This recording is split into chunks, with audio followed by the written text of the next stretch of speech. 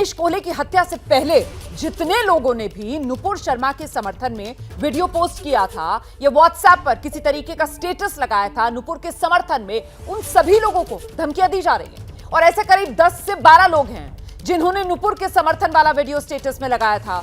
उन्हें बाकायदा धमकी भरे फोन कॉल्स आ रहे हैं। धमकी देने वाले उनसे ये मांग कर रहे हैं कि वो माफी मांगे। दबाव बनाया जा रहा है इन लोगों पर कि ये माफी मांगे और बाकायदा माफी भी उसी अंदाज में मांगे जिस अंदाज में इन लोगों ने नुपुर शर्मा का समर्थन किया। मतलब अपना वीडियो बनाए, व्हाट्सएप पर उसे अपना स्टेटस लगाए। तो जिस तरीके से नुपुर का समर्थन किया, अब उसी तरीके से माफी वाला वीडियो भी सोशल मीडिया पर डालो। इस तरीके की धमकियां मिल रही हैं, फोन कॉल्स इन लोगों के पास आ रहे हैं नुपुर के समर्थन पर धमकी का। ऐसा ही एक मामला जो है वो अमरावती के एक दुकानदार के साथ पेश आया। उसने नुपुर के समर्थन में व्हाट्सएप स्टेटस लगाया था, उसे धमकी वाला फोन आया और कहा गया कि माफी मांगो। माफी वाला वीडियो व्हाट्सएप स्टेटस पर लगाओ। एबीपी न्यूज के पास भी वो ऑडियो क्लिप है जिसमें दुकानदार को फोन पर धमकी दी गई। आपको सुनाते हैं वो ऑडियो क्लिप। हालांकि एबीपी न्यूज इस ऑडियो की पुष्टि नहीं करता है। हाँ जी भैया। हाँ मैंने बोला कौन बात कर रहे भैया? हाँ वो आपने जो स्टेटस रखे है तो उसके बारे में बात कर रहा था। हाँ भैया मैं बोल रहा हूँ कि क्या हो गया, वो जल्दबाजी बोल रहा है जैसे आपकी दुकान पे आना पड़ेगा कभी। मैंने बोला भैया मैं आपसे हाथ जोड़ के माफी मांगता हूँ, अपन वैसे आदमी नहीं, मेरी बात सुनो। 4 फिर मिनट के वहाँ अंदर पर तुमने वीडियो डालना व्हाट्सएप पे डालना था क्यों? मैंने बोला फिर मेरी बात सुनिए सर, आप सुनिए तो सही मेरी बात। किसी ग्रुप में मेरे को आया। हेलो वो तुमको एक वीडियो क्लिप बनाना पड़ता भी 30 सेकंड का। तुमको वीडियो में माफी मांगना पड़ेगा कि भाई मैंने जो गुस्सा की, जो गलती करा मैं उसकी माफी चाहता। जैसा ठीक है ना, मैं आपको लग रहा है मैं माफी मांगा वैसे मांगना पड़ेगा ना। तो क्या है, पहुंचे रहे हम दुकान पे। हेलो भैया मैं आपको भेजता हूँ वीडियो, कोई दिक्कत नहीं है। ऑडियो भेजा। हाँ बाबा, हाँ भाई जी। ये जो रखे थे स्टेटस ये गलत करे, तुम्हारे दुकान पे आके तुमको लेना पड़ेगा क्या, मिलना पड़ेगा क्या? हमको तो पूरा गाँव चलता। भैया नहीं भैया, मैं हाथ जोड़ के माफी मांगता हूँ। सुनिए क्या हुआ हमने तुम्हारे धर्म के बीच में अभी तक के बोले क्या?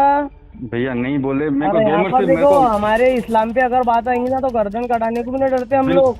मैं बिल्कुल भैया समझ सकता हूँ। मैं आपसे पूरे समाज से हाथ जोड़ के माफी मांगता। तुम एक क्या हुआ? सुनो तुम एक वीडियो क्लिप बनाओ। कैसा बनाया? हाँ हाँ वैसा वीडियो क्लिप बना के वायरल करते तुम्हारा। ठीक है ना, कोई दिक्कत नहीं, भेज देता आपको। और मैं क्या बोल रहा हूँ, आइंदा से ऐसी गलती करना मत। आइंदा से गलती नहीं। क्या बोल रहा ना, तुम अभी आके दुकान पे मिलता, तुम दुकान पर ही है ना तुम? मैं एक मिनट अपना पक्ष रखूँ, एक मिनट सुनते हैं मेरी बात भैया। हाँ हाँ बोल। किसी ग्रुप में मेरे को आया, अपन 3-4 के सिलेक्ट करते स्टेटस रखने के लिए, तो गलती से मेरे सिलेक्ट हो गया। जब मैंने देखा ऐसा कैसा हो गया गलती से? जब गलती से हो गया ये नाटक उठाया तुमने। एक मिनट सुनो। 4 मिनट में खुद ही क्यों डिलीट करूंगा? सिर्फ 4 मिनट में जब मेरे को गलती लगी तभी किया होगा ना। वो गलती से सिलेक्ट करने में आ गया। हम सबसे यही गलती से हो गया वो। हेलो हाँ जी मैंने बोला अभी वीडियो बनाओ और याले व्हाट्सएप पे डालो मेरे लिए। लाइट बंद है, आधे घंटा लाइट आने दो, मैं वीडियो बना के पक्का भेजता हूँ। आज के मेरे व्हाट्सएप पे अभी आधे घंटे के अंदर वीडियो ना। ये आपका नंबर है ना भैया? यहाँ लाइट बंद है। जैसे लाइट आ जाए मैं आपको वीडियो भेजता हूँ। ठीक। हाँ ठीक है। तो ये जो आप ऑडियो सुन रहे थे, एबीपी न्यूज इस ऑडियो की पुष्टि नहीं करता है, लेकिन इस तरीके के ऑडियो जो हैं वो वायरल हो रहे हैं। और अब सीधे आपको लेकर चलते हैं, मेरे सहयोगी सूरज ओझा इस वक्त हमारे साथ मौजूद है और उनसे जानते हैं, सूरज इस पूरे मामले को लेकर पुलिस की जांच क्या कह रही है? देखिए, हमने अमरावती कमिश्नर आरती सिंह से बात की तो उन्होंने बताया कि इस पूरे मामले में उनके पास 3 लोग ऐसे आए हैं जिन्हें इस पूरे स्टेटस मतलब नुपुर शर्मा को समर्थन करने वाले स्टेटस रखने के मामले में धमकी आई है। हम उनका बयान ले रहे हैं और जो भी कानूनी प्रक्रिया है उसको फॉलो करेंगे। दूसरी बात मैं आपको दिखाना चाहूँगा, ये अमरावती का कोर्ट है और आप सामने देख सकते हैं ये जो गाड़ियाँ आपको दिखाई दे रही हैं ये NIA की गाड़ियाँ हैं और वो जो गाड़ी है बड़ी वाली, इसमें सारे आरोपियों को कोर्ट में पेश किया गया है। और अब NIA ने अपना पक्ष रखना शुरू किया है कोर्ट में। NIA ने कहा है कि हमने इस हत्या मामले में मुंबई यूनिट में एक FIR दर्ज की है और ये FIR UAPA की धारा के तहत दर्ज की है। इसी वजह से हम अब इन आरोपियों की कस्टडी ले रहे हैं। अमरावती पुलिस भी यहाँ पहुंची हुई है चूँकि NIA के पास केंद्र सरकार से जो आदेश आया था उस आदेश की कॉपी यहाँ दिखाई गई है। अब कोर्ट में आर्ग्यूमेंट थोड़ी देर में शुरू होने वाला है जब अमरावती पुलिस और भी चीज़ों की जानकारी कोर्ट को देने वाली है। तो अब अब यहाँ पर सारे आरोपी पहुँच गए हैं।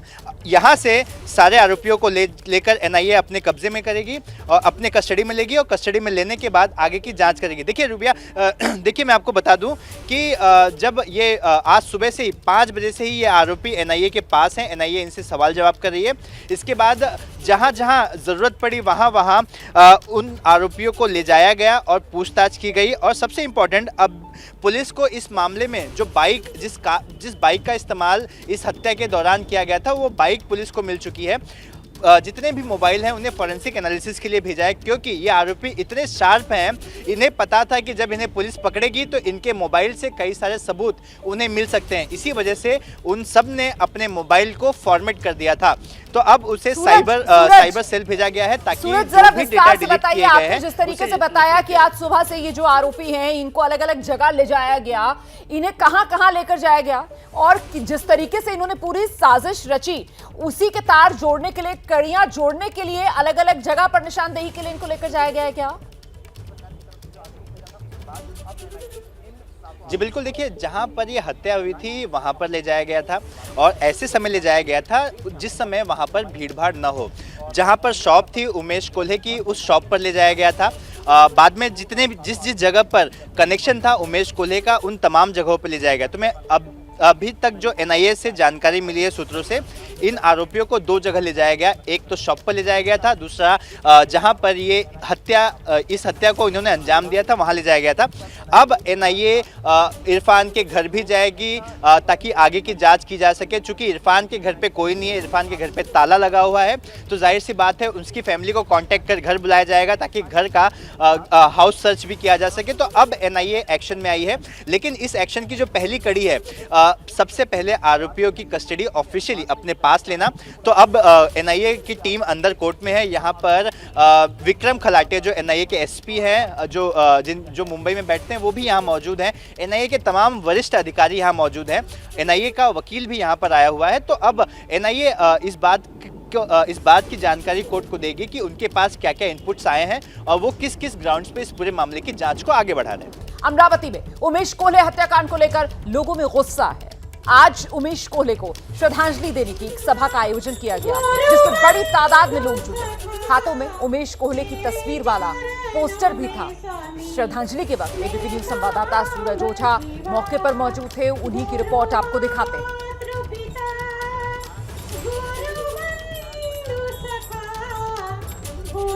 उमेश कोल्हे की हत्या के बाद आज उन्हें श्रद्धांजलि देने के लिए अमरावती की सड़क पर सैकड़ों लोग जमा हुए हैं। आप विजुअल्स में देख सकते हैं। यहाँ पे इस वक्त हम राजकमल चौक पर हैं। अमरावती का मुख्य चौक है। यहाँ पर आप देख सकते हैं कि कितनी संख्या में लोग यहाँ जमा हुए हैं। झाल हाथ में है, झाल बजा रहे हैं और भगवान के मंत्रों का जाप किया जा रहा है और उमेश कोल्हे को श्रद्धांजलि दी जा रही है।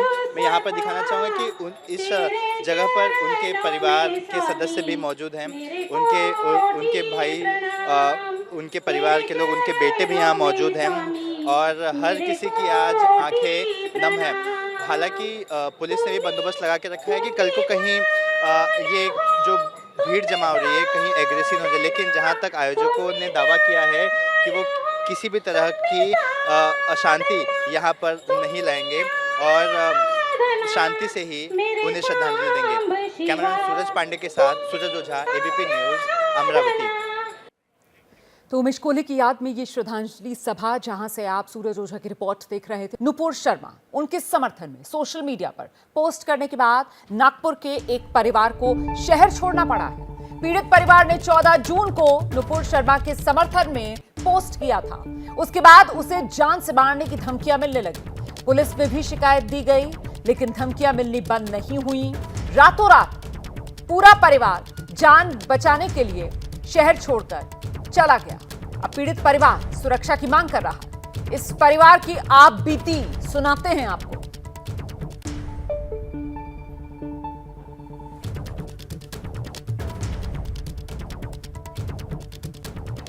एक विवादित बयान और उसके बाद सोशल मीडिया पर कुछ विवादित पोस्ट के बाद उदयपुर और फिर महाराष्ट्र के अमरावती में हत्या की 2 घटनाएं घट चुकी हैं। क्या नागपुर में भी ऐसी कोई घटना घट सकती है? हम ऐसा सवाल इसलिए पूछ रहे हैं क्योंकि नागपुर में एक युवक और उसका परिवार पिछले 15 दिनों से नागपुर शहर छोड़कर एक अज्ञात जगह पर रहने के लिए मजबूर हो चुका है। हमारे साथ उस युवक का भाई है, हम उन्हीं से जानते हैं कि पूरा माजरा क्या है। आपके भाई के साथ क्या पूरा मामला हुआ और आपका परिवार पिछले 15 दिनों से कहाँ था, किन हालातों में था? मेरे भाई ने 15 दिन 16 दिन पहले सोशल मीडिया पे देखा देखी लोगों का एक स्टोरी पोस्ट कर दी, जिसमें हम लोगों ने कुछ भी ऐसा कुछ मेंशन नहीं किए कि हम लोग नुपुर शर्मा को सपोर्ट करते हैं, ये करते हैं, वो करते हैं। उसके बाद में हमको मैसेज आने लग गए, तो हम लोगों ने रिपोर्ट डलवाई नंदनवन पुलिस स्टेशन में। उसके बाद में दूसरे दिन हमारा उन लोगों से संपर्क हुआ, तो उसके चलते हम लोगों ने माफ़ीनामा डाला इंस्टाग्राम पे ही। उसके बाद में दूसरे दिन उन लोगों ने रिपोर्ट वगैरह डलवाए, हमारे घर पे 100-200 लोग लेके आए, तो उसके बाद से हम लोग वहाँ से निकल गए। 15-16 दिन हम लोग बाहर रुके, 17वें दिन हम लोग घर आए। हमारे छोटे भाई को हमने अभी भी बाहर ही रखे हैं। पुलिस में आपके भाई ने जब ये पूरा मामला 15 दिन पहले हुआ था, आपने अपने भाई से माफ़ीनामा लिखवाकर इंस्टाग्राम पे पोस्ट करवाया था। वो जो जिस पोस्ट को लेकर के विवाद मचा था, वो पोस्ट भी आप लोगों ने डिलीट करवाई थी। उसके बाद आप लोगों ने पुलिस के पास में सुरक्षा मांगी थी, क्या शिकायत दर्ज कराई थी, और पुलिस ने क्या इस मामले में कुछ कदम उस समय उठाए थे? उस समय पुलिस वालों ने हमारे फ़ोन, जो हमारे एरिया के पीआई साहब है, उन्होंने हमारा फ़ोन अपने पास में अंडर में ले लिए थे, जो हमको दूसरे दिन हैंडओवर कर दिया गया। और फिर जब वहाँ पे उन लोगों को इन्फॉर्मेशन मिली कि इन लोगों ने रिपोर्ट वगैरह वहाँ पे लकड़गंज में डालने गए, तो उसके पहले ही इन लोग हमको सिक्योरिटी के लिए घर पे हमारे आ चुके थे। और एक परिवार को धमकी के मामले पर नागपुर की पुलिस कमिश्नर अमितेश कुमार क्या कह रहे हैं, ये भी सुनिए। एक ऐसी प्रकार की घटना करीब 2 वीक पहले हुई थी, जिसमें एक आक्षेपार्ह पोस्ट एक व्यक्ति के द्वारा डाला गया था और थोड़ी सी आपस में वाद 2 समुदाय के बीच में के इंडिविजुअल्स के बीच में हुई थी। पुलिस को ये इन्फॉर्मेशन आने के बाद इमीडिएटली कायदेशीर कार्रवाई की गई थी। दोनों पार्टीज़ को बुलाया गया था और काउंसलिंग करके और लीगल कार्रवाई करने के बाद उनको जाने दिया गया था। उस एरिया में बंदोबस्त भी लगा के रखा गया था। पुलिस की प्रोएक्टिव कार्रवाई के वजह से कोई किसी भी प्रकार की लॉ एंड ऑर्डर की इंसिडेंट्स शहर में या उस जगह पे नहीं हुई थी। अभी भी कुछ ऐसी बातमी आ रही है कि परिवार ने कुछ सुरक्षा के विषय में कुछ अपेक्षा जताई है। मैं बताऊं कि उनके एरिया में बंदोबस्त लगाया गया है और हमारे ऑफिसर्स उनके फैमिली से संपर्क में हैं। अगर ज़रूरत पड़ेगी तो और भी सुरक्षा बढ़ाई जाएगी, लेकिन अभी फ़िलहाल किसी भी प्रकार की ऐसी आक्षेपार्ह या अनुचित घटना होने की संभावना नहीं दिख रही। तो नागपुर में आपने देखा किस तरीके से एक परिवार को धमकी मिलती है, और अमरावती जहां पर उमेश कोल्हे की तो हत्या कर दी जाती है, इसके अलावा कई और लोग 10 से 12 लोग बताए जा रहे हैं जिनको धमकियां मिल रही हैं फोन पर। ऑडियो भी एबीपी न्यूज ने आपको सुनाया है, जिसकी पुष्टि तो हम नहीं करते, लेकिन ये ऑडियो खूब वायरल हो रहा है। पुलिस में इस ऑडियो को लेकर लोग शिकायत भी कर रहे हैं। एक बार फिर से आपको लेकर चलेंगे, मेरे साथ मेरे सहयोगी सूरज ओझा इस वक्त मौजूद है। सबसे पहले तो जानते हैं कि कोर्ट से क्या कुछ अपडेट मिल रहा है। सूरज, क्या जानकारी? देखिए, अभी भी सुनवाई थोड़ी देर में शुरू होने वाली है, जब एनआईए अपना पक्ष रखेगी। उसके अलावा जिन 4 आरोपियों की कस्टडी आज खत्म हुई है, उसको लेकर अमरावती अपडेट देगी अमरावती पुलिस की आखिर इन चारों के इंटरोगेशन में क्या कुछ जानकारी मिली, क्योंकि ये वो 4 हैं जिन्हें सबसे पहले अमरावती पुलिस ने गिरफ्तार किया था और जिनकी पूछताछ के दौरान ही ये बात सामने आई थी कि नुपुर शर्मा के समर्थन के पोस्ट की वजह से उमेश की हत्या की गई, उमेश कोल्हे की हत्या की गई थी। तो मैं फिलहाल कोर्ट के ही प्रीमाइसिस में हूँ। यहाँ पर जो पुलिसिया बंदोबस्त है वो भी 4 चौबंद किया गया है। स्पेशल फोर्सेस भी बुलाई गई है, ताकि क्योंकि ये आरोपी जिस तरह से रेडिकल आरोपी हैं, इनकी जो विचारधारा है काफ़ी रेडिकल है। जिस तरह से अमरावती पुलिस बता रही है कि ये इतने रेडिकल हो गए थे कि इन्होंने दोबारा सोचा तक नहीं कि वो एक शख्स की हत्या कर रहे हैं। तो ऐसे में उन 4 आरोपी जिनको आज प्रोड्यूस किया जा रहा है, उसमें से एक इम्पॉर्टेंट आरोपी वो भी है जिसने उमेश कोल्हे पर अटैक किया था चाकू से।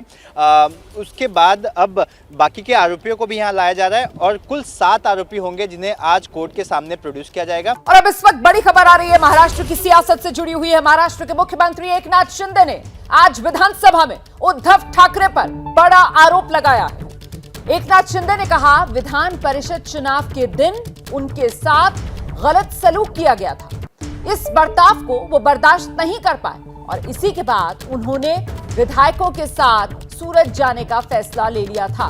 शिंदे ने कहा इस बर्ताव के बाद उन्होंने कोई कदम उठाने का निर्णय लिया। शिंदे ने यह भी आरोप लगाया कि उनसे जिस तरीके का बर्ताव किया गया उसे कई विधायकों ने भी देखा। शिंदे ने यह भी कहा कि उन्हें बदनाम किया गया। एक तरफ लोगों को मुझसे बात कर समझाने भेजा जा रहा था और दूसरी तरफ मुझे पद से हटा दिया गया। घर पर पत्थर फेंकने की बात कही गई। महाराष्ट्र के मुख्यमंत्री एकनाथ शिंदे का बड़ा आरोप, विधान परिषद चुनाव के दिन मुझसे बुरा बर्ताव हुआ।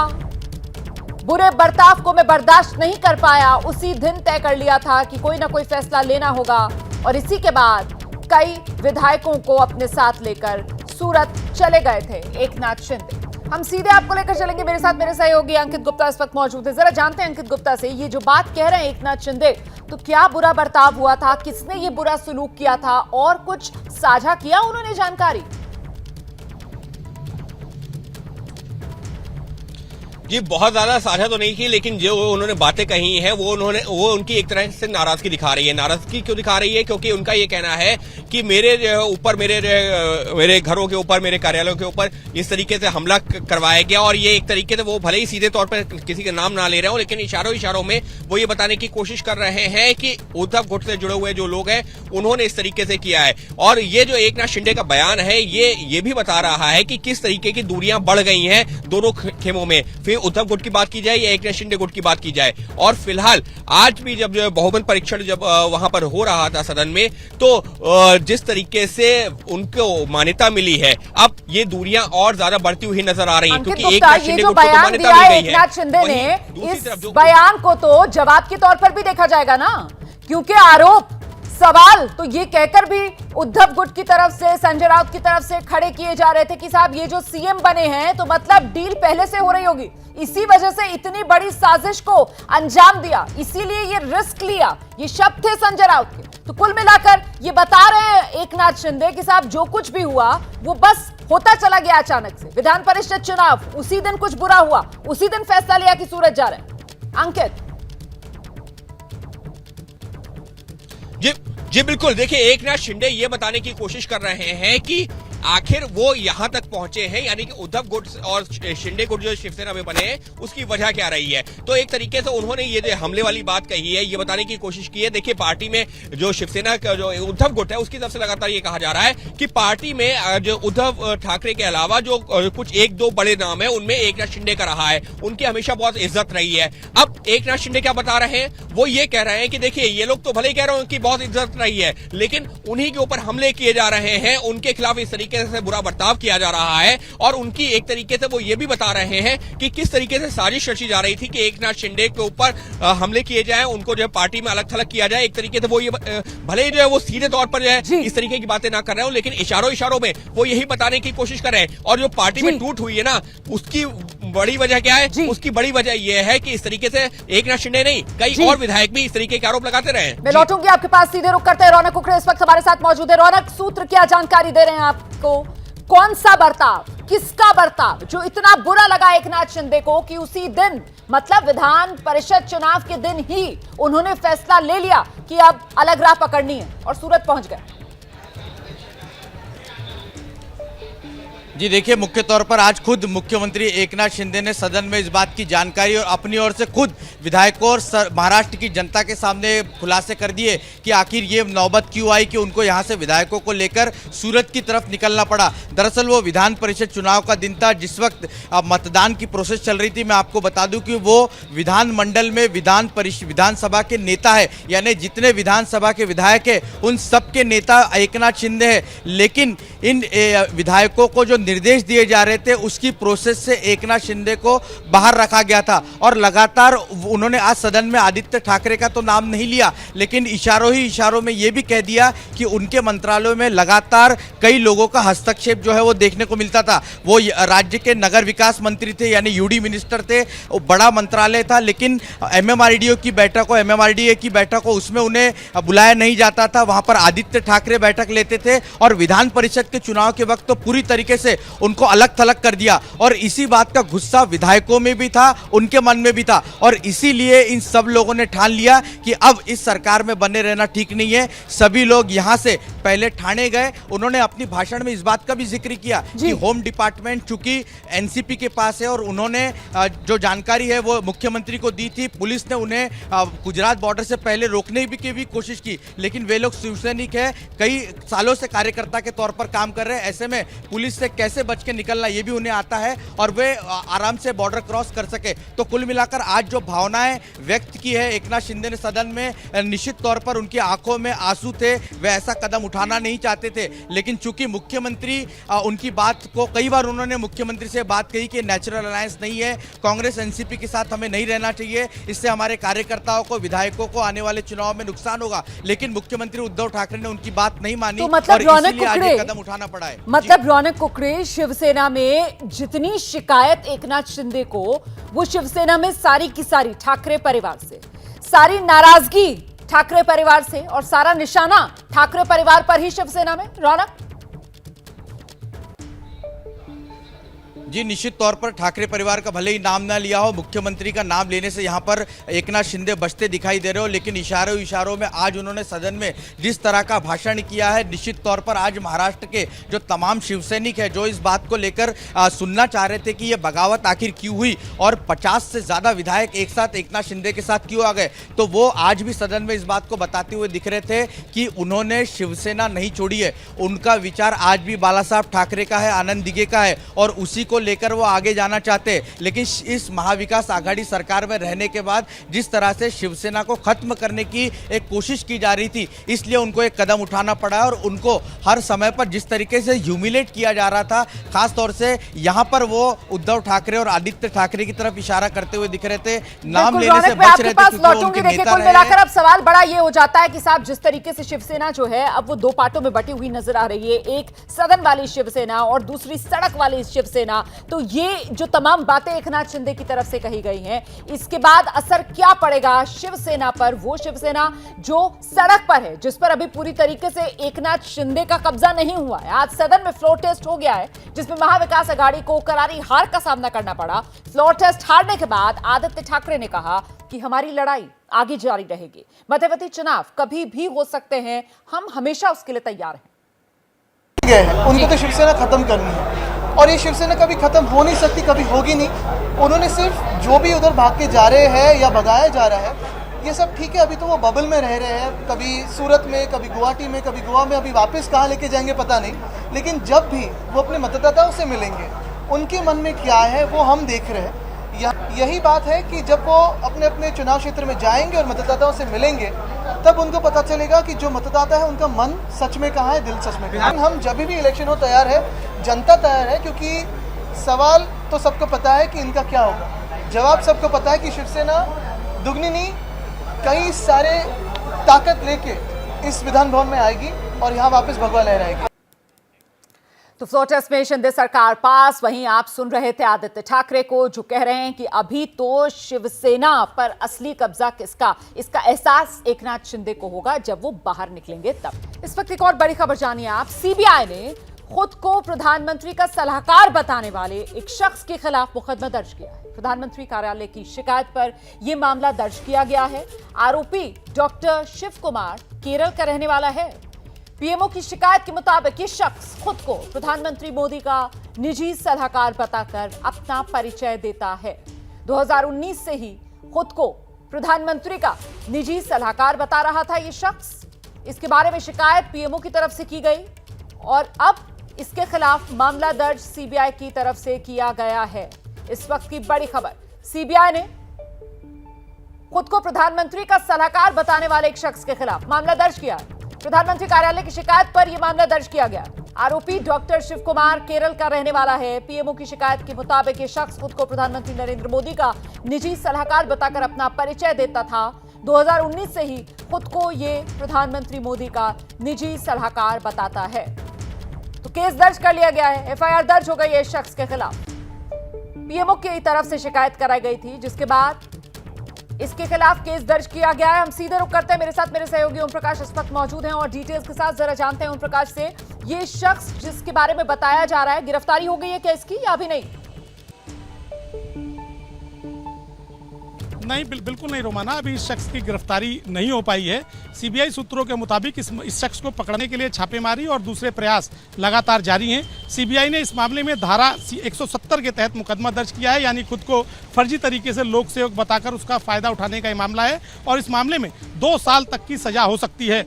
फिलहाल इस शख्स की तलाश में सीबीआई लगातार छापेमारी कर रही है, लेकिन बड़ी हैरानी वाली बात है रोमाना कि प्राइम मिनिस्टर ऑफिस की कंप्लेंट के बावजूद सीबीआई ने इस मामले में 1 साल बाद मुकदमा दर्ज किया है। रोमाना, तो मतलब शिकायत कब की गई थी और 1 साल के बाद अब जबकि मुकदमा दर्ज किया जा रहा है, तो ये डॉक्टर शिव कुमार केरल का रहने वाला शिनाख्त सही है या इसमें भी किसी तरीके का सवाल बरकरार है अभी? ओम प्रकाश, देखिए रोमाना, मैं आपको बता दूं, प्राइम मिनिस्टर ऑफिस से जो दस्तावेज केंद्रीय जांच ब्यूरो को मिला है वो साल 2021 में 9 जुलाई 2021 को ये शिकायत दर्ज कराई गई थी और उसमें स्पष्ट तौर पर लिखा गया था कि डॉक्टर शिवा कुमार और उसका मोबाइल नंबर भी उस कंप्लेंट में दिया गया था और बताया गया था ये शख्स खुद को प्रधानमंत्री का निजी सलाहकार बताया था। इसके अलावा सीबीआई को एक और दस्तावेज प्राइम मिनिस्टर ऑफिस ने दिया था जो IITians के एक सम्मेलन में संभवतः कहीं पर वो छपा था और उसमें भी इस शख्स ने खुद को भारतीय प्रधानमंत्री का स्वास्थ्य सलाहकार बताया था। यानी प्राइम मिनिस्टर ऑफिस ने तो अपनी तरफ से इसका फोन नंबर समेत अनेक महत्वपूर्ण सबूत दिए थे, लेकिन सीबीआई ने इस मामले में 1 साल बाद मुकदमा दर्ज किया है। रोमाना, और जो इसका परिचय दिया जा रहा है, डॉक्टर शिव कुमार केरल का रहने वाला है, इसकी शिनाख्त कर ली गई है? ये सारी जानकारियां सही हैं या इसमें भी किसी तरीके का कोई फर्जीवाड़ा हो सकता है? सीबीआई बिल्कुल फर्जीवाड़ा की इस मामले में भी उम्मीद हो सकती है कि ये शख्स अपना नाम कुछ और हो, इस शख्स का नाम कुछ और हो और खुद को डॉक्टर शिवा कुमार बता रहा हो। फिलहाल सीबीआई सूत्रों के मुताबिक इस मामले में जांच के बाद इस शख्स की तलाश की जा रही है और उसकी तलाश में छापेमारी भी की जा रही है, लेकिन सबसे बड़ा सवाल यह है कि 1 साल बाद आखिर ये FIR क्यों की गई और जो शख्स साल 2019 से ही खुद को प्रधानमंत्री का निजी सलाहकार बता रहा था उसके बारे में भी आखिर FIR दर्ज करने में देरी क्यों की गई? रोमाना, बहुत बहुत शुक्रिया आपका इस तमाम जानकारी के लिए। ओम प्रकाश तिवारी मेरे सहयोगी जो बता रहे हैं किस तरीके से पीएमओ की तरफ से शिकायत दर्ज की गई है, जिसके बाद 1 साल पहले हालांकि शिकायत दर्ज की गई थी, जिसके बाद अब जाकर सीबीआई ने केस दर्ज किया है एक डॉक्टर शिव कुमार के खिलाफ जो केरल के रहने वाले हैं। बताया जाता है कि ये खुद को प्रधानमंत्री का सलाहकार बताते हैं, स्वास्थ्य सलाहकार प्रधानमंत्री मोदी का बताकर अपना परिचय देता है ये शख्स।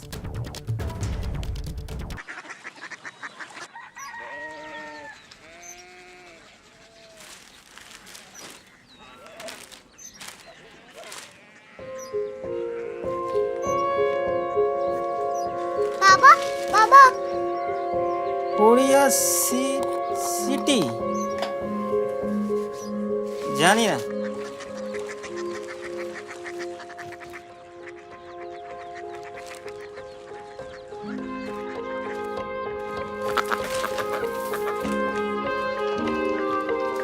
Korea city.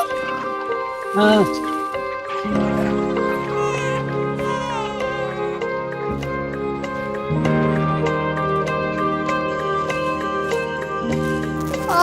कोरिया सिटी कहाँ पे है? शहर अंग्रेजी लगे हैं।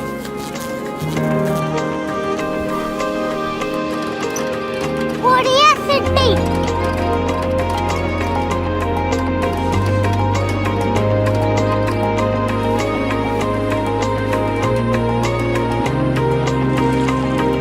वो बहुत दूर है।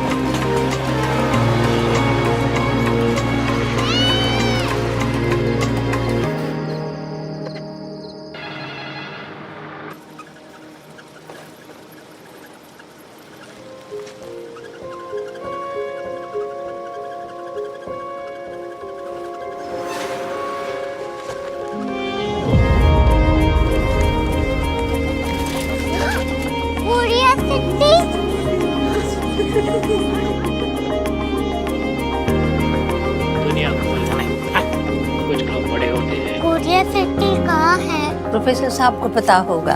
हो, ये छोटा वाला ग्लोब लगता है और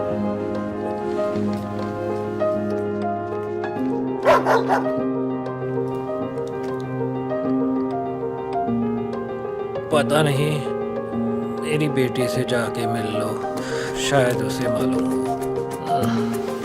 हाय,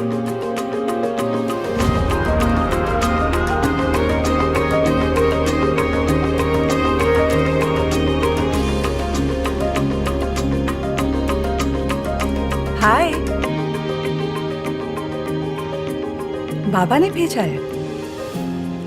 come here. Korea city. Korea city नहीं, क्यूरियोसिटी। वो क्या? That's what brought you here?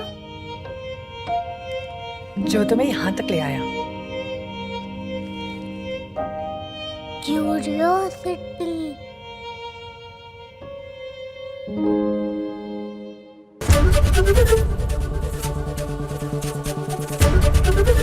ABP news आपको रखे आगे।